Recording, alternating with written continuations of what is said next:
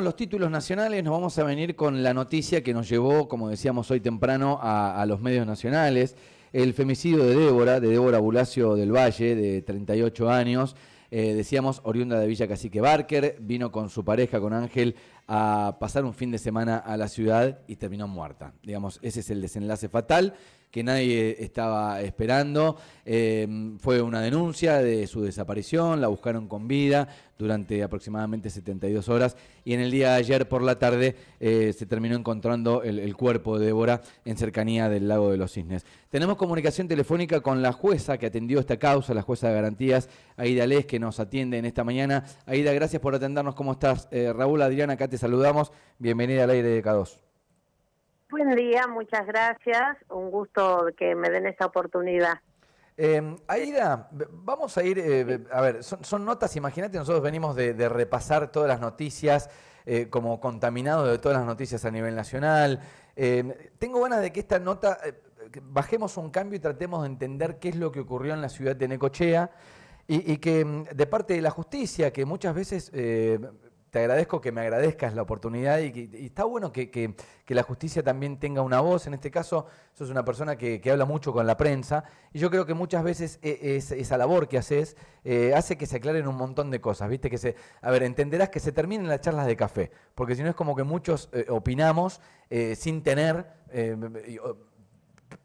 protagonismo en una investigación, como lo tenés vos como jueza, y me parece que es una buena función la que cumplimos ambos para tratar de desechar todo tipo de opinión que esté falta de contenido y falta de argumento. Te invito a que hagamos la reconstrucción de cómo fue el caso de Débora, de cómo llega a la justicia la denuncia, primero de la desaparición de la persona, y cómo actúa la justicia y cómo es que cómo es que actuó y cuáles son los pasos que tiene que seguir la justicia, primero en la búsqueda de la persona y después el desenlace fatal que nos enteramos ayer por la tarde. Bueno, primero yo siempre agradezco porque creo que es importantísimo y es muy acertado lo que dijiste, de que se terminen las charlas de café y que realmente las personas interesadas concurran a los organismos para informarse. Y también es una obligación de los que cumplimos una función el dar la información correcta, ¿no? Así Bien. Que por eso siempre agradezco porque es algo muy importante en una sociedad. ¿Por qué es importante? Y me voy a permitir un paréntesis más. Sí, claro. Porque a nadie le hace bien el tener una información confusa o no tenerla, ¿no? La duda, ese manto de sospecha que se echa a veces sobre el accionar, a veces no está fundado o no sirve, porque digamos que si hay realmente una sospecha, bueno, lo que hay que hacer es una denuncia, ¿no? O ver de instar para que se proceda. No digo que siempre se actúe bien, pero bueno, para eso hay que informarse. Bien, ahora con el tema de esta situación, me gustaría aclarar que la justicia... en la justicia no hace en sí prevención, ¿no? O sea, es una prevención indirecta si la hacemos, a través de un castigo para que una persona no vuelva a cometer el delito, ¿sí? O disponiendo una medida de coerción. En este caso, se dio aviso la persona encargada del camping porque habían notado una discusión. Esto en principio, yo te explico un poquitito. Dale. Vi la causa al momento de la detención. Después no, el que lleva la investigación y colecta las pruebas y ha estado en todo momento, ahí es el fiscal Walter Pierrastegui. Bien, pero para hacer la cronología de los hechos, el sábado por la noche, el sereno del camping Miguel Lilio denota una discusión, claro, una problemática entre la pareja. Exacto. Le comentan... Y él va a ver cuando entra de turno, que entra en la noche, pasa y ve como que había un clima tenso, pero nada más. Se va. Después, a las 7 de la mañana, esta persona sale a a recorrer y ve que ninguno de los dos estaba. Okay. ¿No? Ellos estaban en una carpa. Ellos estaban en una carpa. Okay. Ve que no estaban ninguno de los dos y luego lo ve a él irse solo. Ante esto ahí es como que esta persona se da cuenta, porque bueno, esto tenemos que ver con el devenir. No es fácil para cualquiera pensar un desenlace tan terrible, ¿no? Porque una discusión, hay muchas parejas que discuten, o personas que discuten, aunque no sean pareja. Un clima tenso, uno a veces está enojado, no tiene en principio porque uno pensar que la va a matar, ¿no? Porque un poco ver cómo sucedió, por qué hizo, por qué no hizo. Bueno, no es fácil estar en esas situaciones y la valoración que uno hace. Bien. Se verá después. Lo que se priorizó en un primer momento es ver de encontrarla, ¿sí? Ok, Bueno, ahí te detengo, Aida, si puedo ir sí, ayudándote a encarrilar un poco y hacer la parte cronológica, digamos. El sereno va, ve que hay un mal clima, pero no ve nada raro, y después no los ve dentro de la carpa. En un momento el sereno se lo cruza a la pareja a Ángel, se lo cruza tratando de irse del camping por el túnel hacia la playa, ¿verdad? claro. Y después, ahí es cuando él le avisa a la policía, cuando no la ve a ella y lo ve a él como que se está yendo. Bien, el sereno denuncia ¿qué? Que no está la chica. Esta situación es lo que denuncia el sereno, esta situación que le llama la atención. Bien.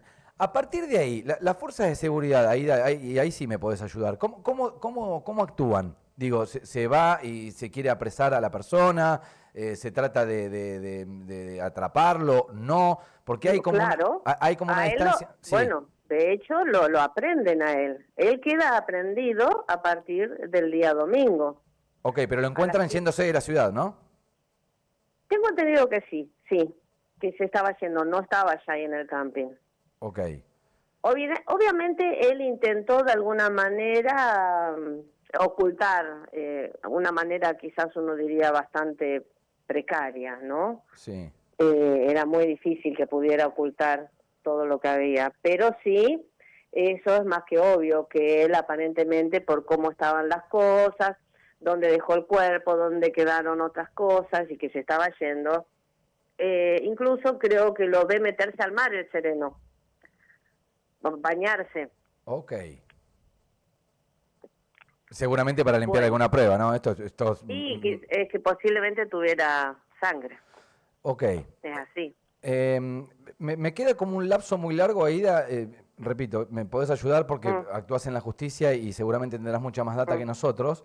Entre que se hace la denuncia por parte del Sereno por la desaparición de Débora Mm. y que lo atrapan al hombre al otro día a la mañana, ¿es esto? ¿A qué hora se hace la denuncia y a qué hora lo atrapan? Ellos y la última comunicación que tienen es al sábado a la noche. Sí, A él, dame un segundito, a las 5 de la tarde lo prenden. Estoy corroborando la información por si no me acuerdo sí, bien, claro. con la secretaria. Bueno, ahora me va a decir, ¿a qué hora lo aprenden? El tema es, ella no había tenido comunicación con la familia desde el sábado a la noche. Sí, No lo tomaron como que se quedó sin crédito, porque ya les había dicho que la última comunicación la tuvo porque había conseguido Wi-Fi. Esa misma noche sería es cuando los escuchan discutir el domingo y lo ve, es todo el domingo a la mañana, eso, domingo madrugada, el sereno llega domingo a la madrugada. ok. Estoy O sea hablando que... porque me confundo. No, está muy bien. A media mañana supongamos que haya hecho la denuncia de la desaparición de Débora y a las 5 de la tarde fue aprendido.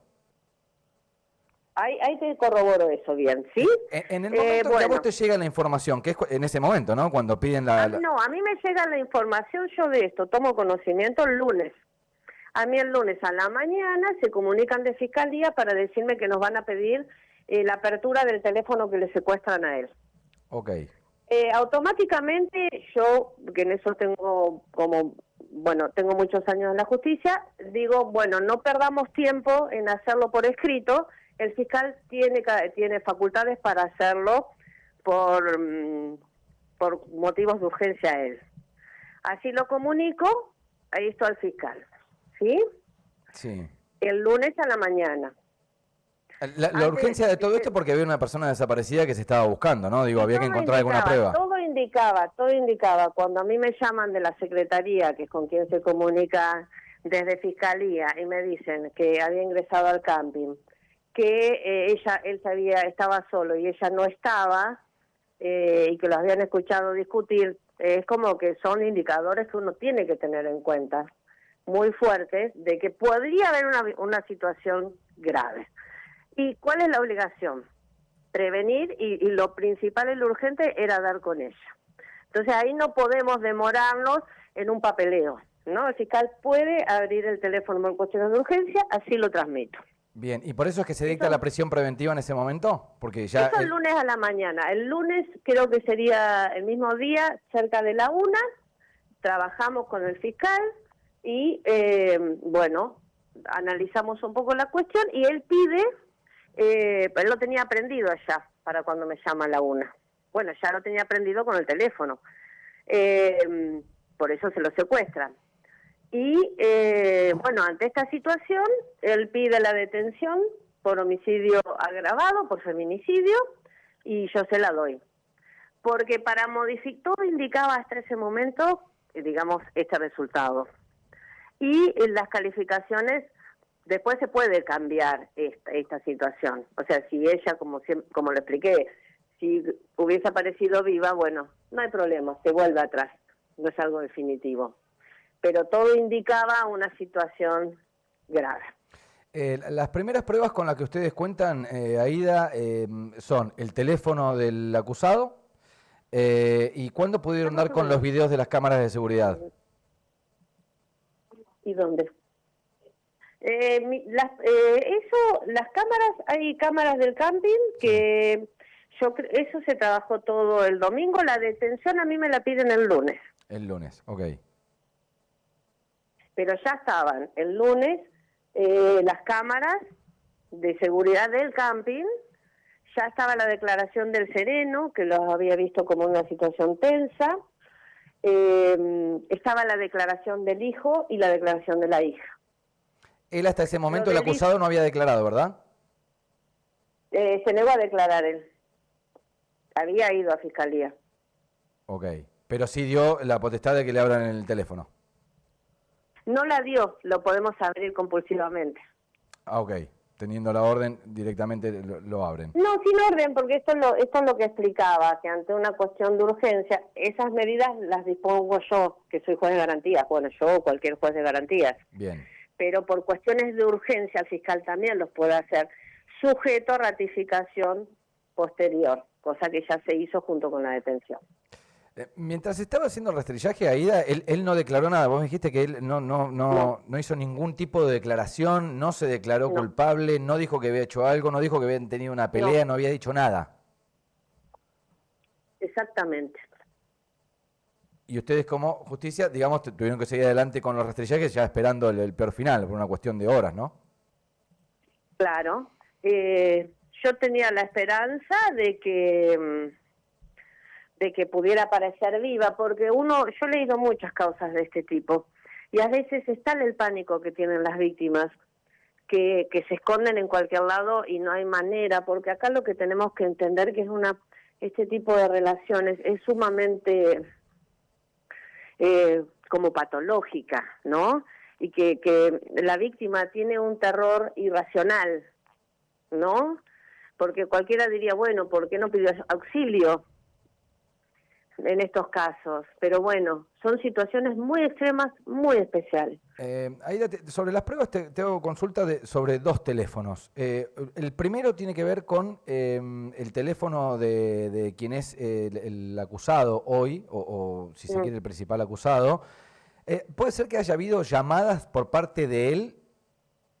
Se pudo, pero la primera pregunta es si se pudo constatar el horario de muerte. Eso no lo llegué a ver yo, porque yo no he vuelto a ver la causa desde el momento de la detención. En su momento se había reportado una antena, pero bueno, de otro lado, pero sí. Después eso como que no era tan seguro. Es complejo el tema de las antenas, a veces para determinar de dónde vienen las llamadas o si se usó o no. Bien, y después la otra cuestión que te quiero preguntar de los teléfonos es que está circulando, y sabrás bien, el último mensaje de ella, digo, ya llegó a los medios nacionales y demás. ¿Eso fue ventilado por algún familiar de ella o se filtró? ¿Cómo fue? La verdad, no te sé decir, lo escuché anoche Sí. y la verdad que me llamó la atención, sí. Aparenta ser un mensaje que le ha mandado a un familiar. Es al hermano, supuestamente ya está declarado que es al hermano, porque el teléfono de ella no apareció todavía, ¿no? No sé, porque no he visto la causa. Bien. Después, te digo, después de la detención yo todavía no la vi. Ok. Fuiste Aida quien dictaminó que se ha trasladado a Batán, Ángel, Sí. la pareja, Ángel Mm. Andrés Gutiérrez. La información de lo que fue la autopsia del día de ayer, ¿qué dictamina finalmente? Y yo todavía no la vi, porque ayer lo que hice no vi la causa. Solamente por cuestiones preventivas dispuse el traslado. Ok, y eso se traslada a Batán. ¿Y cómo siguen en los pasos judiciales ahora esta cuestión? Es como la investigación, digamos, que continúa. Tristemente, en estos casos, la sociedad, y está bien que pida justicia, es como que con todo lo que hay, si bien estamos en la etapa de recolección de pruebas, la investigación, digamos, que va bien en estos momentos, y en lo que tiene que ver, por supuesto, con la comisión de este delito en cabeza de este imputado, ¿sí? Claro, que por ahora está en calidad de sospechoso, digamos, todo esto lleva un No, proceso. ya está imputado. Ya Él está está imputado. imputado. ¿Esto qué quiere decir? Sí, todavía no está condenado. Ok. Pero por Sí, las pruebas que ustedes pudieron recabar, ya es imputado. sí. Sí, absolutamente. Por eso le saco la detención, si no, no podría sacar la detención. Ok. Él está detenido, imputado de este delito, desde el día lunes. Bien. Ahora, ¿qué pasa? El fiscal tiene 15 días, prorrogables por otros 15 días, para pedir el dictado de la prisión preventiva. ¿Qué es la prisión preventiva? Es una detención ya sin un tiempo fijado. Es decir, que va a quedar ya privado de la libertad en principio, salvo otras cuestiones excepcionales, hasta que se haga el juicio, si se dicta la preventiva. Bien. Y esa causa, digamos, vos cuando te asomas nuevamente a la causa, a chequear lo que te estaba consultando sobre lo que fue la autopsia y demás. Y seguramente hoy voy a estar mirando, pero no tengo que resolver nada, voy a estar mirando para estar informada. Pero hasta que no haya una petición, puede ser que haya una presentación de algún abogado, alguna cuestión así, y ahí sí tengo nuevamente que resolver alguna cuestión. Obviamente tengo que mirar nuevamente la causa. Bien. ¿Sí? Ahora te lo pregunto como de manera personal. Estamos charlando con Aida Alés, la Mm. jueza de garantías de lo que es el caso de Débora Bulacio del Valle, fallecida, asesinada, ¿sí? en la ciudad de Necochea por su pareja. Ayer, ¿sabes qué? Me metía un poco, y vuelvo a la charla del comienzo, Aida, de esto de la charla de café, de las acusaciones cruzadas, en estos casos en particular, sabrás bien porque has manejado un montón de estos casos y como decías, habrás leído un montón de estos casos. No solo se busca el culpable, que es en este caso el asesino, que es el que está justamente sospechado o está procesado en la causa, para utilizar el término correcto, sino que también es como que se busca culpables por fuera. No sé, ayer hubo algunas protestas en la comisaría, siempre se habla de las autoridades de la ciudad. Ayer, por ejemplo, nosotros recibimos a la secretaria de gobierno, también la criticaron sobre cómo se expresó sobre el caso. ¿Qué opinión te merece esto? Si querés, como ciudadana, ya ni siquiera como Sí, jueza. a ver, no, yo te diría que como ciudadana jueza, porque soy Dale, ambas cosas, dale, dale, ¿sí? dale. Porque siempre digo esto, yo también vivo acá y tengo una opinión más allá de mi trabajo y tengo experiencia. Son hechos que conmueven. Mira, yo estoy acostumbrada a trabajar con este tipo de delitos. Igual impacta de una manera estos hechos muy especiales, ¿sí? Es como que pega muy fuerte.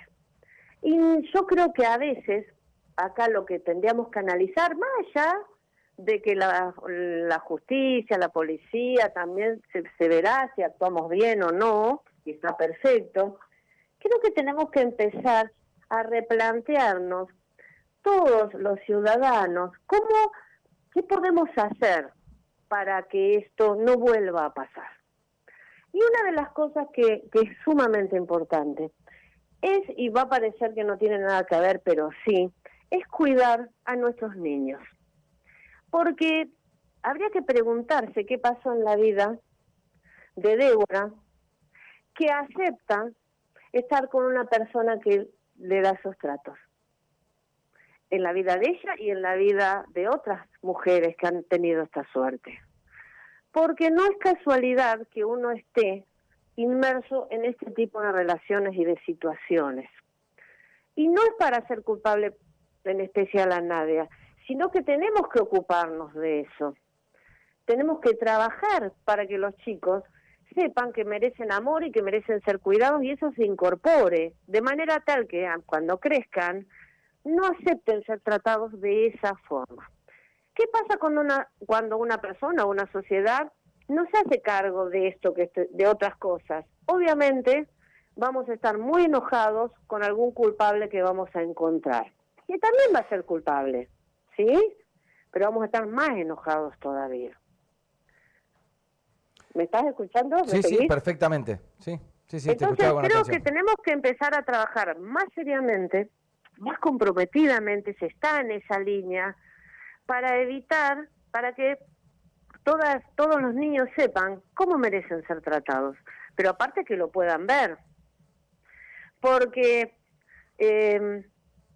estas cosas, uno no está con una persona así por casualidad, es decir, por algún motivo en ella estuvo como esta aceptación de esa relación, ¿sí? Porque Sí, hasta se sentía es lo culpable, o sea, lógico. el último audio que se escucha de ella se sentía, debe ser culpa mía, dice, ¿no? Es terrible, tremendo. ella se culpabiliza. Y vos pensás, ¿qué tiene que haber pasado en la vida de una persona para que se pueda creer que es culpable, tan culpable para aceptar que alguien la golpee? Sí, es increíble. Aida, ¿Sí? te hago la última, no sé si manejás esta información en particular o si forma parte de la causa o la investigación. Si es que, porque en las voces de una de las hermanas de Débora hablan de que tenía antecedentes. ¿Tenía antecedentes penales? Digo, ¿tenía antecedentes de denuncias por violencia de género? No estuvo imputado en otras causas. Él registraba en el Departamento Judicial de Azul Sí.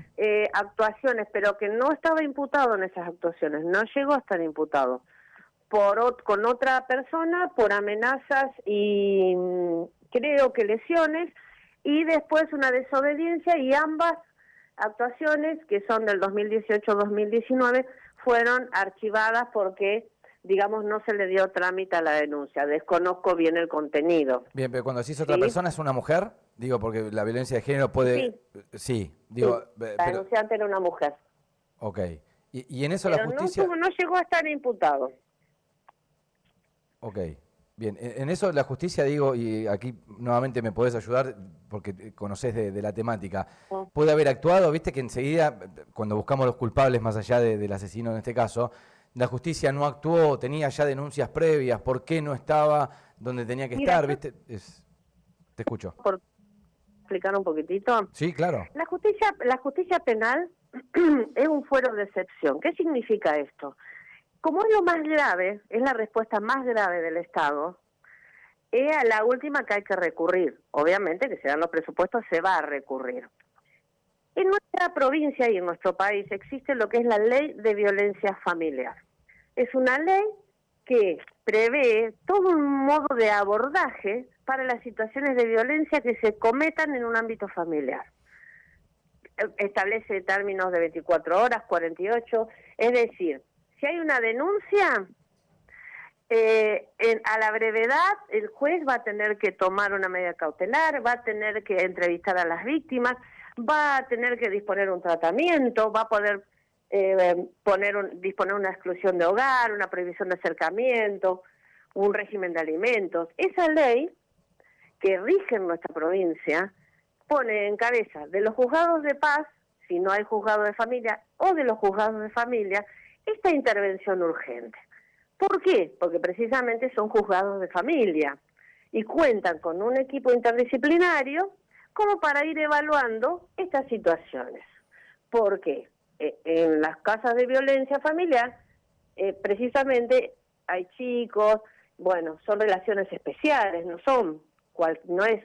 no son dos personas que no tienen nada que ver. Sí. Bien, sería importantísimo que realmente se pueda cumplir con esa ley, como para ir previniendo, porque ante una denuncia por un hecho que capaz que no tiene la entidad como para tomar una medida de coerción es meter preso a alguien, ¿sí? Sí. Pero ya se hace una evaluación, se van viendo cosas, se va interviniendo, ¿sí? Y los resultados pueden y seguramente serían muy diferentes. No, digo, porque cuando uno se entera que esta persona ya tuvo una denuncia por violencia de género, es como que se torna como más evitable lo que termina sucediendo y el desenlace fatal. Digo, esta persona ya en algún momento lo denunciaron.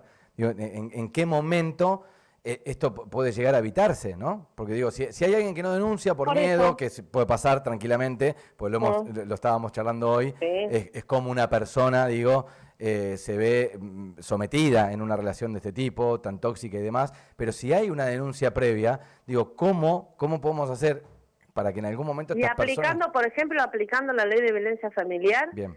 porque si no es como que, capaz, esto que decía, capaz que esa primera denuncia no había nada distintivo como para justificar que desde el derecho penal se proceda, porque el derecho penal es como muy gravoso. Sí. Porque vos pensás, la gente quizás no me entiende, pero cualquier medida que dispongamos los organismos penales son medidas graves. Un allanamiento implica ir a una casa, hay criaturas, invadir, o sea, no es... Sí, tiene que ver con las libertades del ser humano también, o sea, por eso lo grave. En ámbitos muy íntimos, Sí. una privación de la libertad. Es algo muy grave estar preso. Una prohibición de acercamiento que no se le da a muchas entidades también es grave, porque capaz que separamos a un padre de sus hijos. Es decir, son medidas que tienen una consecuencia gravosa. Un padre que es condenado por un delito, quizás pierda su trabajo, porque pasa a tener un antecedente. Y esos hijos, y uno dice, bueno, puede pensar, ¿no? Bueno, que se embrome. Sí, pero el panorama es amplio, porque si él pierde su trabajo, capaz sus hijos pierden una obra social, capaz que pierdan una fuente de alimento. ¿Quién se va a hacer cargo? ¿El Estado? Sabemos que no lo hace. No podemos vivir con esa fantasía. Aida, la última. En el caso de Débora y de Ángel Andrés Gutiérrez, que repetimos está trasladado al penal de Batán, digo, ¿la denuncia previa puede agravar su condena o no? No, porque no... Se puede valorar. Se puede valorar que tuvo ese informe. Igual, yo no puedo hacer futurismo, no corresponde.